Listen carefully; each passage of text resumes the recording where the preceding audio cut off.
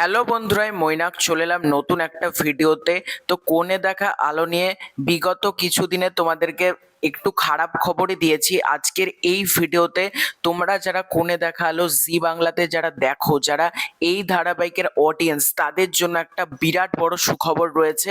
তার আগে ছোট্ট অনুরোধ করব, এই রকম লেটেস্ট আপডেট পাওয়ার জন্য চ্যানেলটাকে অতি অবশ্যই কিন্তু সাবস্ক্রাইব করে দিও।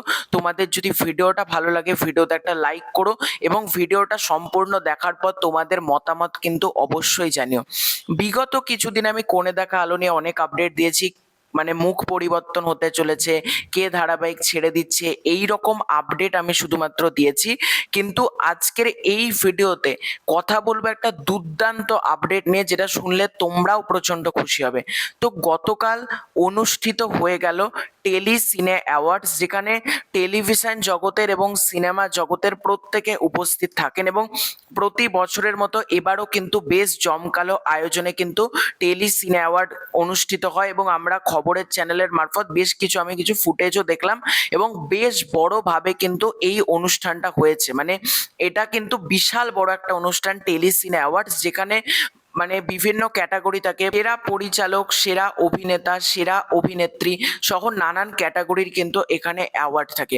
তো টেলি সিনে অ্যাওয়ার্ডে এখনো পর্যন্ত কে কোন বিভাগে মনোনীত হয়েছে বা কারা কোন অ্যাওয়ার্ড পেয়েছে এখনো পর্যন্ত জানা যায়নি, কিন্তু যেটা জানতে পারা যাচ্ছে, সোমরাজ মাইতি, কোণে দেখা আলোতে যার চরিত্রের নাম অনুভব, সে কিন্তু এই কোণে দেখা আলো ধারাবাহিকের জন্য সেরা অভিনেতার পুরস্কার পেয়েছে এবং সে কিন্তু তার ইনস্টাগ্রামে একটা পোস্টও করেছে।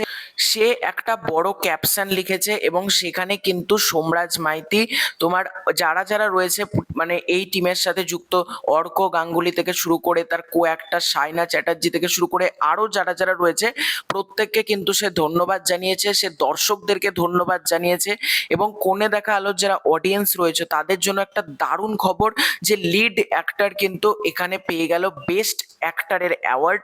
এবং এটা সত্যি একটা বড় ব্যাপার, কারণ টেলি সিনে অ্যাওয়ার্ড কিন্তু কোনো ছোট অনুষ্ঠান না, এটা বিশাল বড় কিন্তু অনুষ্ঠান। সেখানে মানে সেরা অভিনেতার অ্যাওয়ার্ড পাওয়া এটা কিন্তু চারটিখানি কথা না। তো তোমাদের এই পুরো ব্যাপারটাকে কেন্দ্র করে কি মতামত কমেন্ট করে জানিও। খুব শীঘ্রই দেখা হচ্ছে নতুন কোনো ভিডিওতে। চ্যানেলে প্রথমবার হয়ে থাকলে চ্যানেলটাকে সাবস্ক্রাইব করে দিও। Bye bye.